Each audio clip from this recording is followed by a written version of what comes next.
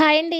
ఇదైతే నిన్నటి mini vlog. నిన్న మార్నింగ్ బ్రేక్‌ఫాస్ట్ అయితే దోస చేసినా. ఇంక నేను అంతకు ముందు రోజే దోస పిండి అయితే మిక్సీ పట్టుకొని పెట్టుకున్నాననమాట. ఒక 2 డేస్‌కి సరిపడా నేనైతే ముందు రోజే మిక్సీ పట్టుకొని పెట్టుకుంటాను. అదైతే పక్కకు పెట్టేసుకున్నా.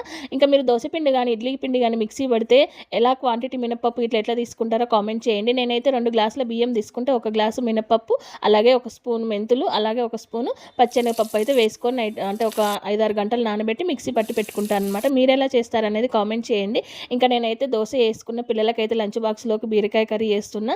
అట్లనే ఇంకా దోసలు గూడా పిల్లలకి వేసిచ్చి పెట్టేసాను చూడండి. బీరకాయ కర్రీ అయితే రెడీ అయిపోయింది లంచ్ బాక్స్‌లోకి. కొంచెం కర్రీ తీసి పక్కన పెట్టి ఇంగ అందులో ఆ కడాయిలోనే నేనైతే అంటే అన్నం పిల్లలకి కలిపి బాక్సులలో అయితే పెడుతున్నాననమాట. పిల్లలు స్కూల్‌కెళ్ళిపోయిన తర్వాత ఇంకా నేను బీరకాయ కర్రీ ఏసాను గదా! అది సరిపోదా అని మళ్ళీ కొంచెం ఇంట్లో గోంగూర ఉంది.